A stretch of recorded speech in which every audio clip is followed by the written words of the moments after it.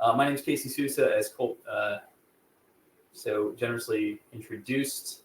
I am the head of AI at Trend Health Partners. I came from the acquisition of Precision GX, joining the Trend team just a couple of years ago. And before that, spent about a decade working on AI and machine learning, particularly in the payment accuracy, payment integrity space, working on payer data sets, some provider data sets, and how those could be serviced through AI and machine learning. Before that, I'd done some work in electronic health records, studied health insurance law in a past life as well. But really come now to what we're going to talk about today, which is AI in healthcare broadly, and then of course in payment accuracy and payment integrity from the last decade. We like to say at Precision GX, we were training language models kind of before they were large, building smaller language models, some of the first that were claims data native, so native to health insurance claims data for payment accuracy automations.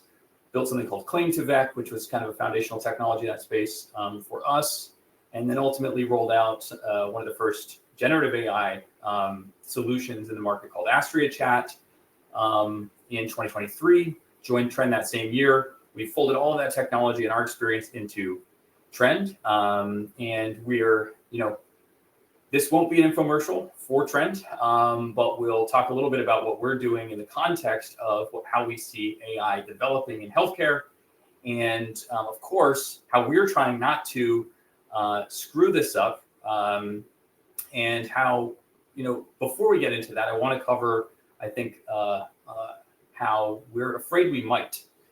This comes, everything you're going to hear throughout this conversation, I think, is based on that experience in the last decade, some of the experience before that around different technology waves in healthcare. And in addition to that, a lot about what we're hearing today from customers and partners, from other vendors at conferences internally, so much about how we might screw this up. We learn internally, and we try to innovate around, change behaviors.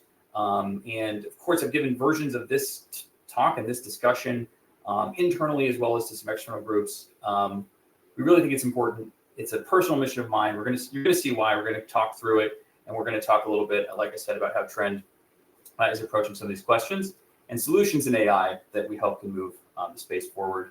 But how we might have a shot at transforming healthcare with AI is very near and dear to my heart and my career, really. But I do know we might screw it up, and that's what I kind of want to cover today.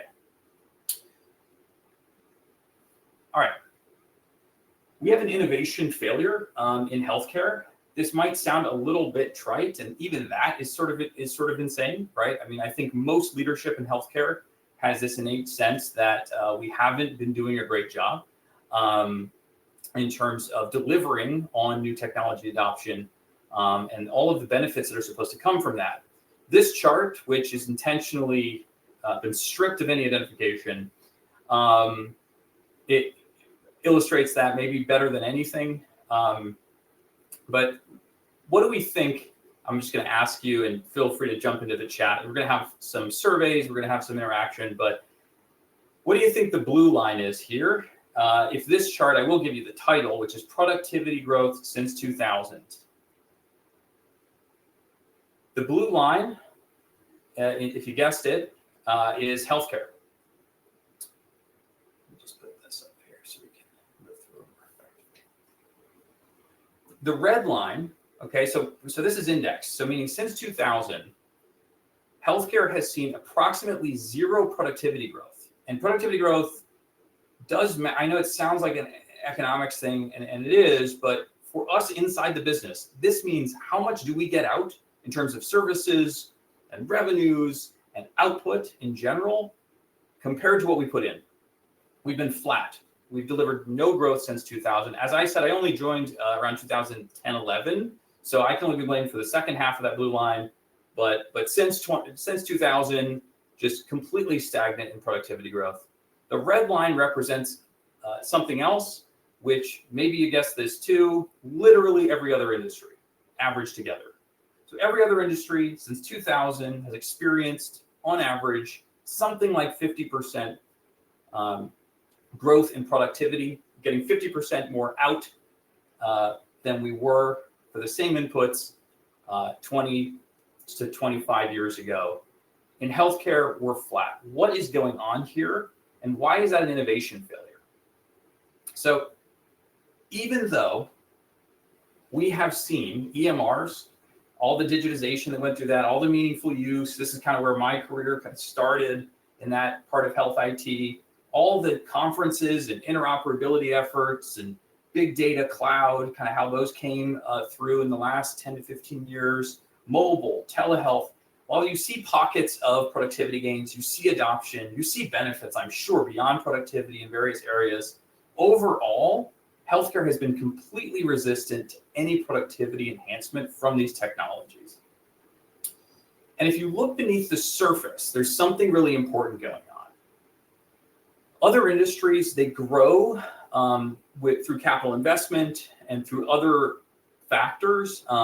Two of the keys, though, for all industries, especially over this last couple of decades, has been you do add people, of course, you grow the total population, you grow the industry, and you also pick up significant gains from technology and innovation. So you add productivity to get more out of what you're putting in, and healthcare has been completely the opposite. In fact, we're completely lopsided towards labor. So to sum this up, in healthcare, especially over the last 25 years, if you want to grow an individual business or the industry at large, you add people, you add bodies, you add FTEs, and that is how we've grown healthcare. Like I said, I say we because this is, as much been my mission since, for the last 15 years or so as it has anyone's, but we are stuck on that flat blue line. And the only way that we grow in healthcare, and healthcare does grow, it outgrows actually the broader economy on average throughout this time, typically by a couple of percentage points. But we really only grow by adding more labor, adding more full FTEs, adding bodies. You feel that and you experience it if you're in a big organization in healthcare or a small one for that matter. And in fact, throughout this 20 to 25 year period, tech and innovation has actually been a net negative on productivity. Again, if you've been in the space long enough, this does not surprise you. You've been through those waves that are listed below on the bottom left. You've heard all of the reasons they're supposed to deliver. You've seen all the ways that they failed, and we're stuck on this blue line. It is not only part of why we see all the other things, and we're going to talk about some of them in terms of how we're under-delivering in healthcare, but there's a dynamic here that is critically important to the discussion about AI and how I think we may screw this up yet again, but why we should have some optimism if we think it through and approach it with this context, understanding the weakness of healthcare and how it approaches innovation and productivity growth over the last several decades, certainly through my experience in my career. All right, so what's the AI opportunity? We're going to get to why it's actually could be massive. But before we do, let's cover two key items. Intelligence is scaling with no ceiling. We're going to see some examples of this that we're going to talk about today, both from the broader AI space and how that relates to healthcare in particular. But what we need to understand, I think, for our conversation and for the point that I think is critical here to understand is that these models are getting smarter. Despite what you may have heard in the media, these models continue to improve. And they're really, what we talk about inside of the AI space is that we're in, that word scaling is really important. We are experiencing growth on a couple of key scaling laws that have to do essentially with the idea that you do more computation to train the models and you get better results from them. They get smarter, they get more capable. Some of that is what you may have heard of as pre-training, meaning, spending just months and months training models in giant GPU compute clusters, data centers. And some of it is using those same data centers to do training after the model has been pre-trained. And some of it is even down the line. But when you scale that computation, you get smarter and smarter models, and we have not found the limit. So they are getting smarter and smarter. We're gonna see some examples of how smart they're getting. We're gonna talk through them. But that is two parts, and that is the first part of why there's a massive AI opportunity that I think we all vaguely recognize, but I want to put some specifics to approach why we might screw this up and how we could avoid doing so. Intelligence is scaling with no ceiling. The cost of AI, and this is another one the media gets, I think, very, very sideways on. If you just watch the news, you think maybe AI is getting really expensive. If you sit in boardrooms or budget meetings, you might think that AI is getting more and more expensive. It's actually getting wildly cheaper if you control for intelligence. So to get the same intelligence out of AI that you got 2 years ago, it's less than 1% the cost than it was 2 years ago. And even in the last 12 months, we've seen the cost per token. That just means the cost of all the volume that you have to run through an AI model, either as an input or an output, has dropped 98% just in the last 12 months. So to get the same intelligence, you're spending 2% of what you would have spent a year ago when it comes to AI. Those two things together, the intelligence is scaling with no ceiling, the cost is dropping precipitously, means we have a massive healthcare workforce multiplier potential in artificial intelligence.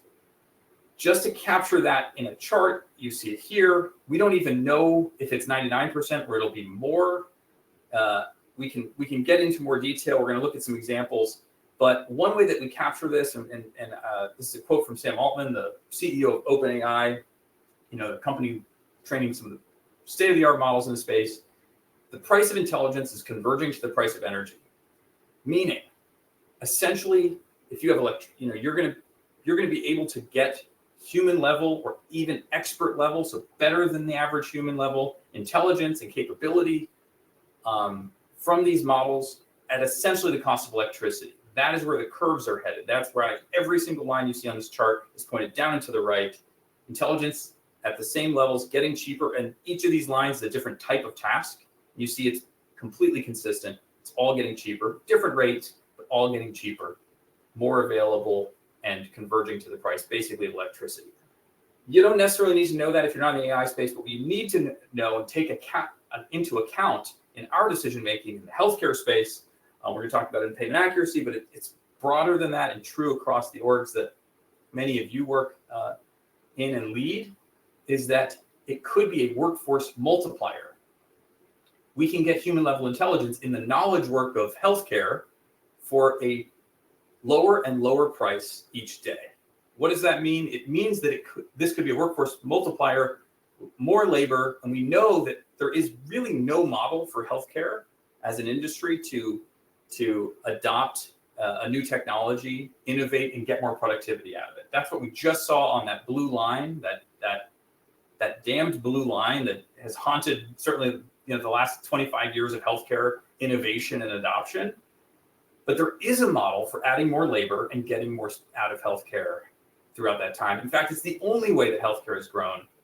AI presents a special opportunity as a technology in that it is a labor-like output. It is a potential workforce multiplier, and that's how we need to approach it. But we're probably going to screw that up, frankly. And that is why I'm here. That's why you're here, I hope, to learn a little bit about how we might screw that up. Hear some of the things we've heard from the industry, from leadership, from decision-making on why we might screw it up, even though it is probably especially capable of being a workforce multiplier in healthcare, being a key technology in innovation and transformation for healthcare, because healthcare is a labor-constrained industry, as we saw, especially so, and AI is really a workforce multiplier. All right, why might we screw it up? Let's talk about it. Or, again, we're only in the parentheticals today, unfortunately, but maybe we get somewhere. Maybe we get somewhere with it. Let's look at why we might screw it up and decide if we can get over these obstacles. So number one is the idea that AI is another tool. Number two is understanding the curve that we're on in AI and intelligence. Number three is rethinking the risk. We're going to dig into each of these three. In doing so, we're going to cover a lot of ground about how there's a lot of overlap on these three, about how AI is developing, what it means for healthcare, and And to some extent, the call to action of how not to screw this up broadly, we'll continue to move through. I should probably just double check on the chat, make sure everyone can still hear me, and that we're moving along. We are. Great. Let's keep going.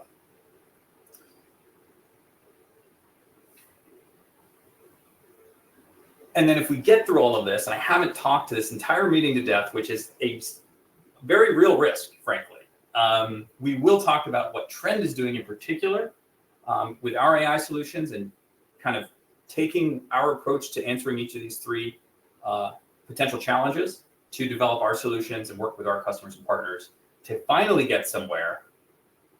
But first, how might we F this up or screw it up, as the corporate overlords told me to verb it. All right. AI is just another tool. We hear this all the time, internally and externally. We hear it with our customers, partners. I hear it at conferences. It's actually considered like a wise thing to say about AI is, hey, we're just taking it in stride. It's just another technology. We need to put it to work just like we do with any other technology and see how we can use it in our workflows, in our organization to get value. There's this reflex to kind of put it in a box and say, surely nothing could actually be transformational in healthcare. This is just another tool, just like all those ones we listed before. The only problem with that, of course, is we got nothing out of those in terms of productivity. And they've, broadly been kind of a failure in terms of changing anything significantly in what we get in the healthcare space. But there is that reflex to put it in the box with other technologies. It's understandable. I've said it. Other people have said it. In our org, we continue to battle this.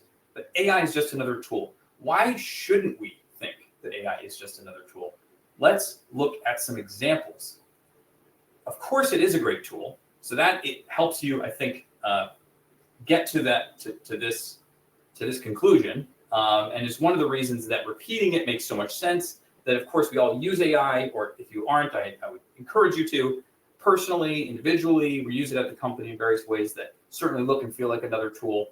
But what is critical is understanding that it is going to far exceed the use of a tool. It's not going to be like any tool that we currently use. And it is going to do some things independently that will distinguish itself in important ways, and understanding that now will help us make the plans and set the table to actually get the right use out of it. If we treat it as a tool, we may just screw this up. So let's look at some examples. All right, here's one that does not come directly from healthcare, but has really important implications. It is just one of many, many examples we could talk about. I just happen to like it because of how it compares to human performance in this case, competitive programming. So these are software developer, coders, competitive programmers. Again, some of the best, minds in programming and software development compete in this particular competition, and that creates a nice benchmark for AI models. And what I really want to illustrate here is that as a tool, I think we all know that AI is already being used as a tool in software development and in coding. Is a great it started as sort of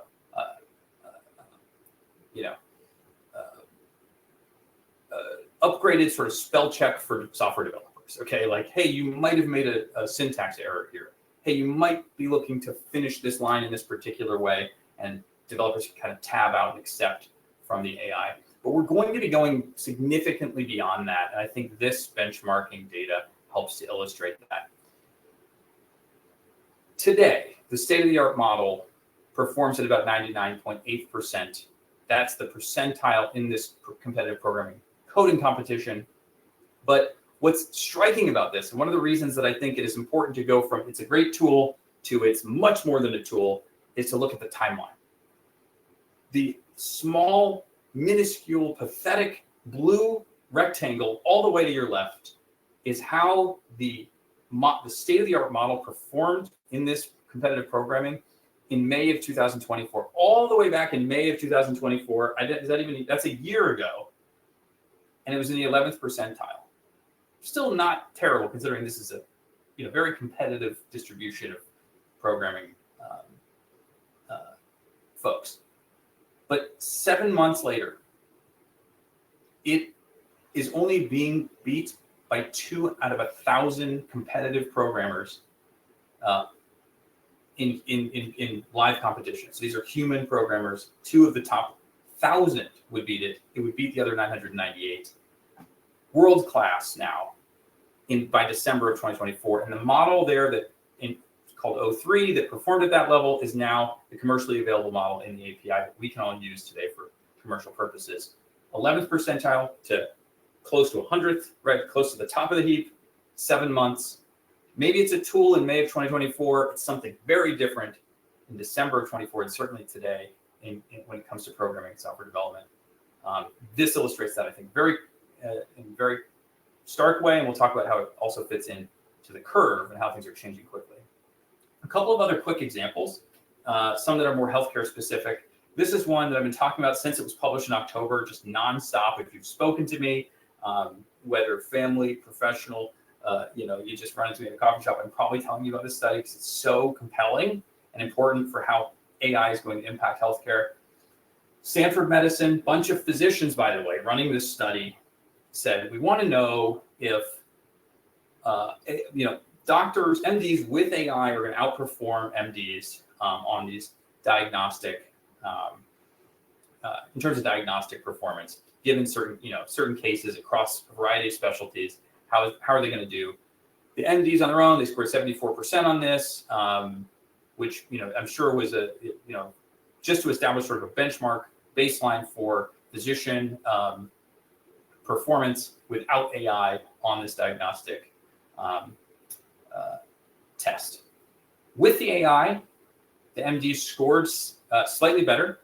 They were also 10% faster, and 40% of the time, because this is scored in a highly multivariate way. There's a lot going on in each case, and you get different points for how complete your diagnostic work was.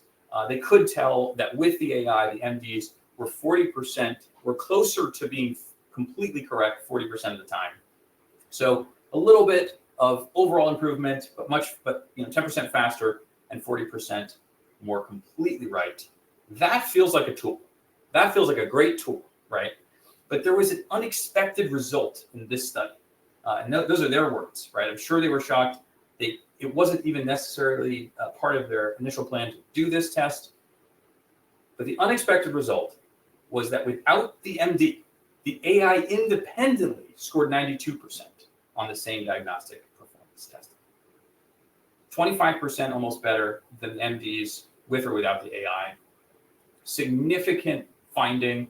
Again, there's a million reasons why this doesn't mean AI is going to replace doctors tomorrow, but it does maybe signal that AI is going to help us create more doctors. We're going to have more physicians. We have a workforce multiplier because we're going to have not just be constrained to human ones in the future. Let's not even make that leap yet. Let's just say that is not a tool in performance. That is independent performance that's actually better than with the user of the tool.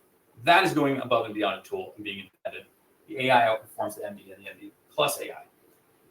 Just last week, and I had to include this because, again, this is just where and how we have to think and push this whole conversation forward on AI.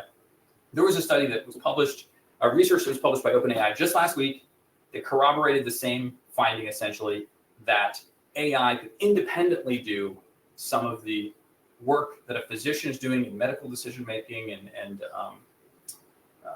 reasoning, called HealthBench. They were setting up a new benchmark. In this case, the AI performed very close to, but slightly better than the AI with physicians, which is or the physicians with AI, which is all the way to the left. The AI alone is the second from the left.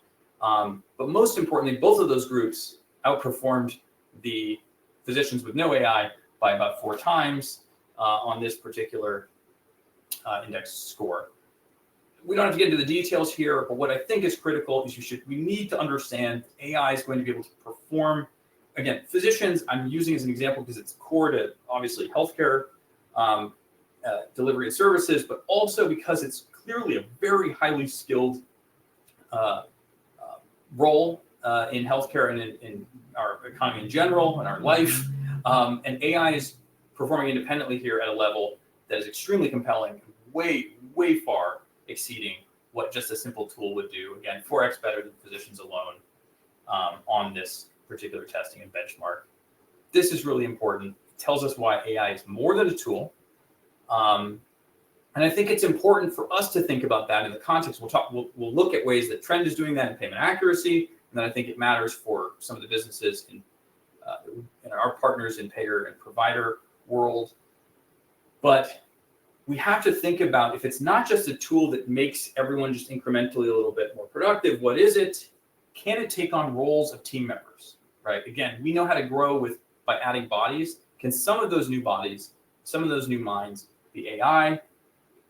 Can it transform workflows where we can plug it in, where it can do better than humans independently, take on an actual function in a workflow and be transformative and help us grow the total output that we get for the inputs that we have, because it is more than a tool. We try to think of it, the way that I sum that up is AI is going to be a team member, a contributor. It's going to be part of the team, an independent contributor in many areas. Also, it's going to be a tool in some areas, but we need to start looking for opportunities for where it can be a team member and a contributor independently. We have some of those at Trend. You just saw how it's going to be doing that in medicine. There's no doubt on some level. And I think, and certainly in software development, we're starting to see that, gain a ton of momentum. There's a lot of tooling that has to go in. It has to have access to the right places and the right things. But we need to start looking for opportunities to make it a team member and recognize that it's more than a tool. All right, number 2. I'm just going to double check back in that we are still all good. And here we have some poll results, which are absolutely evenly split on how is your organization really using AI right now. We'll jump back to this, but certainly some of this likely has to do with how you answer this question. Do you think it's just a tool? Do you understand the curve, which is what we're about to get to? Or is it a team member that you're collaborating with? We'll jump back to some of these survey answers. I think they'll be really interesting along the way. But let's talk about this number 2 way that we might F this up and not get out of AI what's possible here in healthcare as a workforce multiplier. This is a quote we hear all the time in various forms, in various ways. Again, conferences, customers, partners, internally. I've said it. We hear it constantly, and it's a really tough one. But I want to dig into it. Let me tell you about an AI project we did. Proceeds to describe an ML or predictive analytics project from half a decade ago. Even, by the way, just a couple of years ago can be dangerous. We're going to talk about why. But what this is all about is, do we understand that curve that we're on? We looked at an example just now where the state-of-the-art AI model performed at the 11th percentile in a competitive coding challenge in May of 2024, and by December of 2024, it was essentially the best in the world. That curve is almost impossible to wrap your head around as a decision maker, making budgets, going to semi-annual meetings on, InfoSec or budget or compliance or planning, whatever it might be. How do we wrap our heads around how quickly this is changing, and importantly, how quickly it's progressing, so that we don't lean on our experience too much? Because relying on experience that's behind the curve can be really dangerous. Let's talk about what that looks and feels like. We talk about this all the time internally. It might seem a little abstract, but it really is this simple. And this can help, I think, as a heuristic on decision-making about AI, if you understand the curve that you're on. So let's think about it. We're on some kind of curve from no AI, go back to 2015. Somehow I've been working on this even before this chart starts, which makes me feel a certain way. But then to full AI adoption, which of course will continue to progress, but sort of immersed, fully integrated AI adoption is somewhere in the future. And we're going to be on a curve from 0 to 1 over the next few years. We kind of all know that on some level. But what happens? First of all, our brains say, no, surely everything is gradual. Everything is linear. And we're just going to assume that if we went from A to B last year, we'll go from B to C this year. And the difference between A and B and B and C will be somewhat similar. That is how we typically infer change or understand change, especially in our work, but broadly, I think, in our lives as well. That's not how change typically happens. It's certainly not how technological development and adoption happen typically. They happen on these more dramatic curves, but those curves are dramatic in both directions, right? So this is just some type of a sigmoid. It's not going to be clean. It's not perfect, but the idea is here, and you can see we just created a range. Like it could outperform, it could underperform, but it's definitely not going to move in a linear way. What is the impact of this? In this little zone right here, when you're moving slower, you're actually behind the gradual curve, gradual line, that red line, but you're accelerating rapidly, and you are about to start moving very quickly in terms of development. And I think 2024 and 25 probably live in here, although I think we're getting very close to that crossover. I think even this chart, which we made just a few months ago, is probably underestimating when that curve is going to start to get very steep. Everyone is asking, why isn't it happening faster? You're hearing a lot of disappointment in the results. You're hearing a lot of doubt, right? Uncertainty. Doesn't seem like we're getting there. We started a project 6 months ago. It doesn't seem to be delivering. The results we have are not what we expected. That happens here and before in some cases, right? You can see how far that can stretch where there's a gap. Then we're going to cross over, and it's going to be everything's happening too fast. I think we're getting very close to that. As I said, I think we're crossing over that gradual line into this accelerated part of the curve. And this is where it's happening too fast comes in. This is where also I think significant reactions in terms of regulation and policies and disruption in the market can happen as things suddenly start to look very different very quickly. I think we're getting very close to that. And then, of course, at the end, we all just tell the story as it happened gradually again. We just go, no, I remember it. It all was, I remember it all taking place. And it was no big deal. Now, if you think through in detail, you do remember that there was a moment where suddenly everything flipped over. It was almost just a phase shift. But, in retrospect, it's easy to map something more gradual onto it. During this period before, and I'd say underneath that line and gap as well, I know it's a little abstract, but this happens daily in our business, and I know many businesses that we partner with. If people point to this shaded blue area of the past and they say, we know what AI can do for us in this area or that area. We have experience. We just tested it last year. We just tested it 2 years ago. We just did an AI project, but they really mean a machine learning or predictive analytics project or even just statistical modeling project or an RPA project. A year ago or 2 years ago, we know what it can do. We know it was good at this. We know it wasn't good at that. If you stay on that curve, you will underdeliver. You will underadopt. You will underdeliver on this technology if it is a major driver of change, transformational technology, which I think it is. I think some of the data we just looked at suggests it is. Many people in this space, I think, believe it is. And there's good reason for that. If you overcorrect and over-rotate toward this prior experience, you will end up under-adopting and under-delivering. The entirety of healthcare has done that on several of the technological curves that we have been on as a society, and that is why our blue line has been so stagnant in terms of productivity. And then if you interpolate media activity, so if you just read headlines, you're going to think that progress happens like this.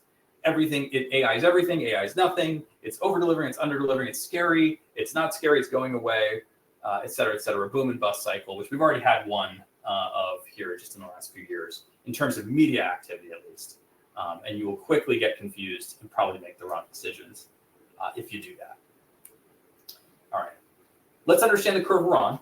We are probably, and this is hard to swallow, but again, we just went over a couple of examples of AI performance in the wild, like in research that is inside and outside of healthcare. We're probably underestimating the capabilities for AI in our businesses in the near future. We're probably on a curve like we just saw. We're probably underneath the gradual level of that curve. We're probably feeling like, at the same time that we're underestimating it, we are probably feeling like it's under-delivering for us. It should be delivering more. We've started some projects. We're kind of confused why they don't do more. We've seen some amazing and magical things from it. We talked to a lot of healthcare leaders who and we show our solution to, and we get a certain reaction, and we'll show you at least a couple of those here today in payment accuracy. But I think that one of the great like reference points has been ambient documentation on the clinical side.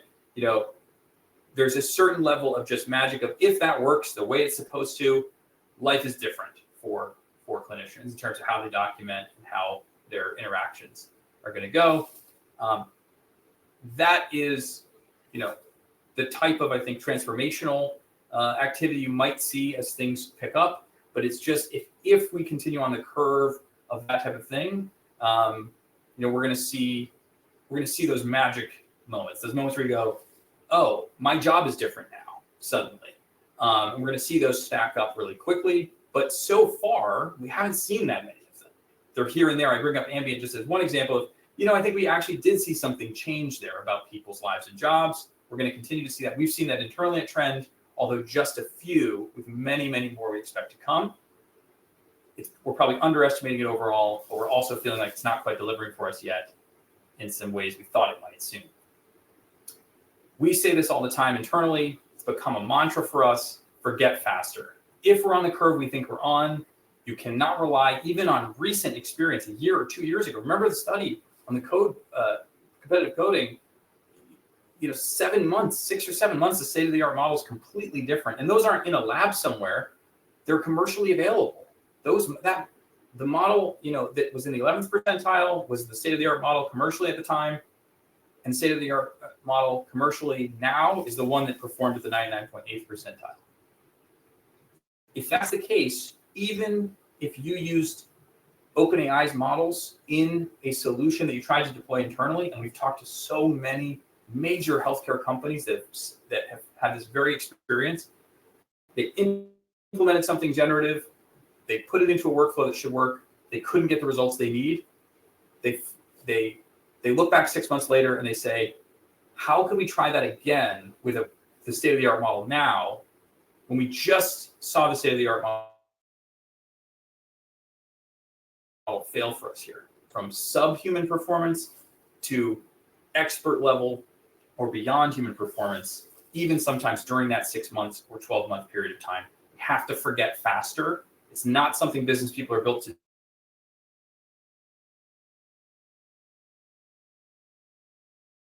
do. We rely on our experience. We're on like AI. You've got to forget faster.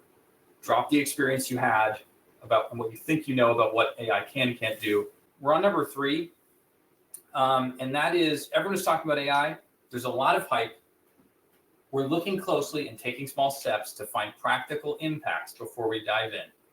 This is the type of thing that, once again, we hear very consistently in conferences, in our conversations with customers, internal conversations. It makes perfect sense and is, by the way, extremely rational. Everyone is talking about it. There's all this hype. People keep telling me it's going to do these amazing things, that I have to think about it, I have to care about it. So we're going to take it slow, and we're going to look for ROI. We're going to be really careful. We're going to be really thoughtful and move slowly. The problem is we just saw the curve that we're on. This will not serve us well. And in fact, it has been part of what we may have done wrong in these prior waves and why we're stuck in a sort of a flat line on productivity. It also has a built-in assumption. And that assumption is that risk is change and that the status quo is totally fine, right? Is risk-free, right? That not changing is risk-free. I think we've made this mistake in the past, especially with other technologies, especially in the last 20, 25 years. It sounds so innocuous. It sounds rational. We need to start treating this like a very risky thing to say, even in spite of the fact that AI does have a lot of hype. And of course, we have to consider ROI and impact, but we cannot use those as excuses to move too slowly.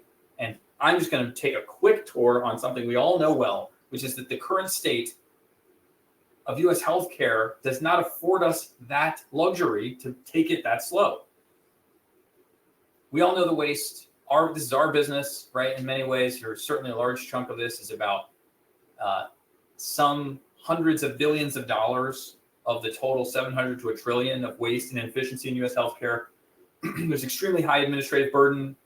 There's an adversarial relationship between payers and providers. It's increasingly difficult to afford healthcare for patients, not less employers. And also at the same time, by the way, we have clinician burnout and a bunch of other clinical and administrative failures that come from the fact that there's so much there's so much cost inefficiency, there's so much struggle to administer and execute on, deliver the services of healthcare in our system right now. Aside from that, again, data we've all seen before in various forms. This is just one study on it that you can pull. I just thought it had a series of charts that all kind of say the same thing. We're drastically underperforming in just overall performance versus spending, in access, in administrative efficiency. Second to last there, Switzerland. So there's, maybe there's some glimmer of hope there. Somewhere in the mountains, they're doing something wrong as well. But outcomes again last by a good measure. And I think overall, the status quo is risk.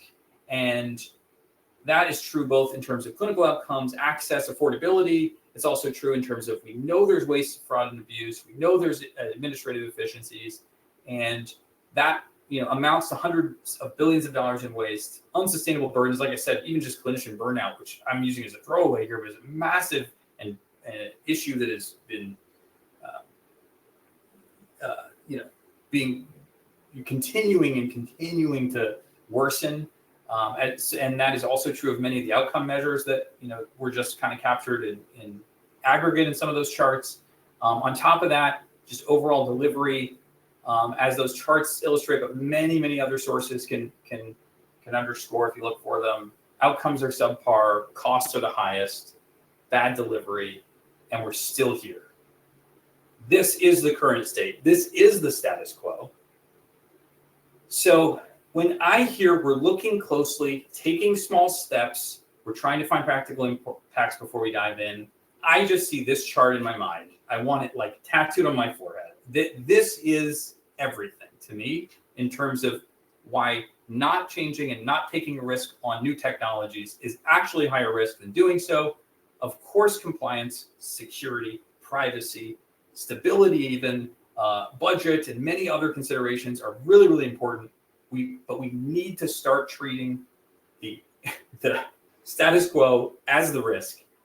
I see this and I just think great plan. It's a great plan to stay on the blue line. It's a great plan to miss all the productivity gains that other industries see. And it's a great way to screw up the adoption of AI in healthcare, which happens to be very well situated, as we talked about before, to contribute to transformational growth in healthcare because it is labor-like, because it can deliver like a workforce multiplier, and hopefully change the blue line here. Change the blue line, you change the billions in waste, you change delivery, change outcomes and cost, you change the value of what we get out of healthcare in the United States. The status quo is risk. And to sum up those 3 points, and then we can talk a little bit about what Trend is doing to act on some of these after our brief break there. AI is more than a tool. We need to start assuming and treating it like it's more than a tool. Start thinking about it as we implement it into workflows as a team member, as an independent contributor, as something that can take on knowledge work that today is done by a human, and it can complete part of it, all of it, the first draft of it. We'll look at some things Trend is doing here. It is certainly capable in terms of intelligence, and it's getting more and more capable with no ceiling in sight. It is getting cheaper to do that and deliver that every day. We need to start thinking about it that way, because that is what unlocks change in healthcare. The only way healthcare knows how to change and grow is by adding bodies, adding labor. AI can fill that role and has scale that we've never seen before when we've been labor constrained. Number two, we've got to understand the curve. We need to we're currently underestimating the capabilities and building for that. And we all have seen those projects.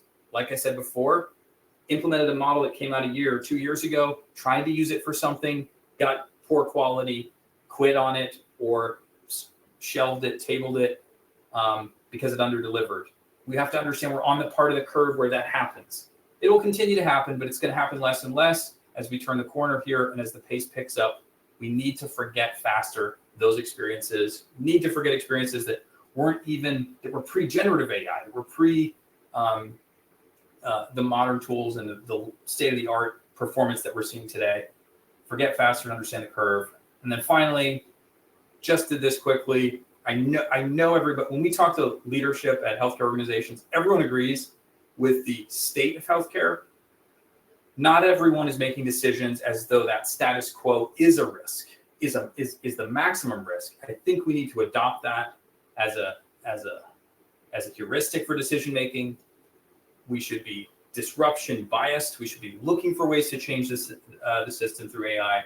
AI presents a unique opportunity to do that, but we've got to get away from treating all the change as risk, and especially AI as massively risky. Again, it's something that the media, all three of these, the media is not helping on. But certainly this last one, you pick up the newspaper on the wrong day, you go to you read Google News on the wrong day, you hear the narratives from politicians, from publications. You think that AI is scary and risky, expensive, and under-delivering. And there's a lot of great reasons why you might hear and think that. I think we need to turn the corner on. This might be the greatest opportunity we've had in the last 25 years to add productivity to healthcare, and in doing so, change the value delivery, eliminate more of the waste, multiply the workforce. I mean, we're talking about a situation where we could, and we'll get into this with what Trend is doing, but we're looking at a new world where we could audit every claim, where we can go from 30 doctors, per 10,000 to 10,000 doctors per 10,000 patients. That is the kind of, or 30 doctors per, 10,000 patients. That's right. To 10,000 doctors per 10,000 patients. Totally scale up the labor. Totally change the workforce and change the value that we're delivering in U.S. healthcare. To me, that's worth it. And we've got to treat the blue line, the flat line of productivity, like it is extremely risky to continue. We're just not doing that today, and kind of make it my mission to try to bring people along to that heuristic. All right, really quickly. I know we only have a couple of minutes. We can do some Q&A. We can do some other things. And Colt is collecting those in the chat, which is awesome. But I do want to talk about Trend Intelligent Agent for just a minute. Again, if you want to learn more as a potential customer, or you want to learn more as one of our existing partners, schedule some time. We're absolutely going to be able to do this. If you want to talk, by the way, about AI decision-making, innovation, how we can help, or I could help in your organization, we are doing this with a number of our partners where we are just helping shepherd new projects through.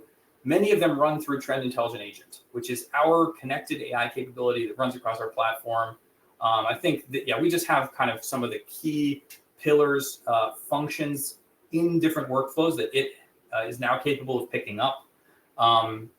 Here, we don't have time to talk about all of them, or kind of the inputs, the outputs, the function that each takes on, but it's all coming from an integrated AI capability called Trend Intelligent Agent, which we refer to as TIA.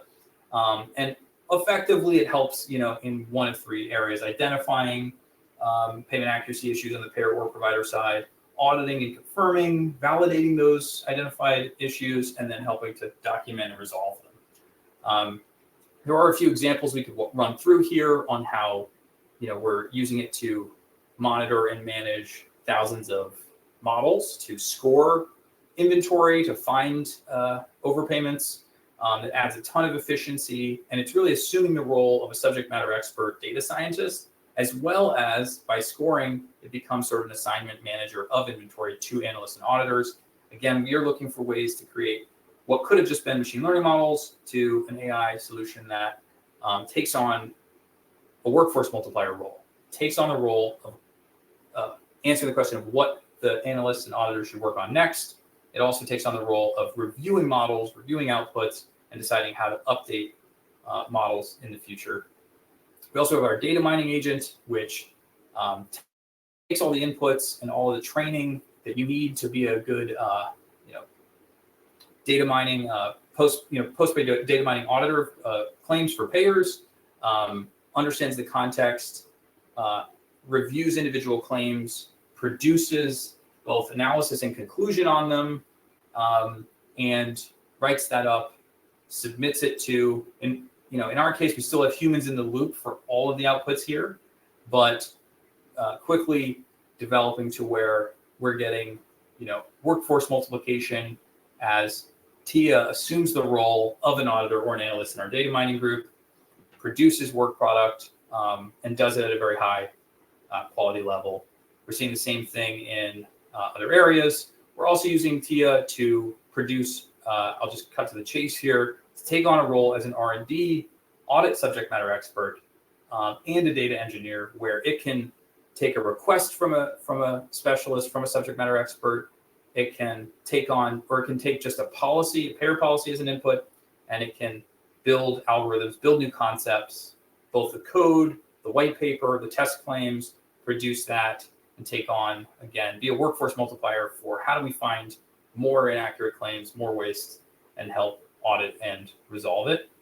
And then finally, one of the use cases we're really excited about is Tia as a clinical agent, where it can, from either a payer or provider perspective, review a case to understand if it was paid correctly or denied incorrectly, for things like medical necessity and other clinical questions where it needs to read and understand a medical record. It can do that. It can do it faster, 3 to 10 times faster than a human review. It can do it at a fraction of the cost. It drafts the appeal letter on the provider side. Maybe it drafts the denial or the downgrade or the documentation on the payer side. It does that at, we've been able to study and score this to where we know that it can produce first drafts on that documentation at or above human levels, so that our analysts and auditors can pick up the case kind of starting on third base. They don't have to start from scratch. They have research done. They have a letter written. They have a policy or a guideline that's been analyzed in the context of the case, and they get to start there. We think this also has transformational potential in that if you can do this and the costs continue to come down of the intelligence that we're deploying here, you could do a denial and an appeal in one place at one time before the denial is ever actually initiated. So we can actually know, to some extent, on some cases where the data is available, if this is going to end up being appealed anyway, right? Because we have this agent that can multiply that workforce. Today, there's not enough staff in the world to audit every claim in that way. Tomorrow, there might be. In fact, even today, we're starting to see that we're trending in that direction. The quality is there. The speed and efficiency and the cost are trending there. Tia in this case, but AI in general, assuming the role of a clinical reviewer, an appeal and denial analyst, reviewing medical and clinical data to do so. That is the end of the presentation. I know we have some Q&A. We're at time, but we did lose a few minutes to some technical issues there. Do apologize for that, but yeah, happy to answer any questions, and happy to connect with anybody after we wrap up here, going forward, both of course in terms of trend and its solutions and payment accuracy, or more broadly on anything you saw or heard here today on AI in healthcare and the ways we might screw it up. But I think there's reason to think we can get through that. We can do this right. We can change that blue line finally. And AI might be really, really well, uniquely situated to do that for us. But it won't happen if we make the same mistakes we've made before. So that's really why I wanted to talk to everybody today, and I appreciate the time.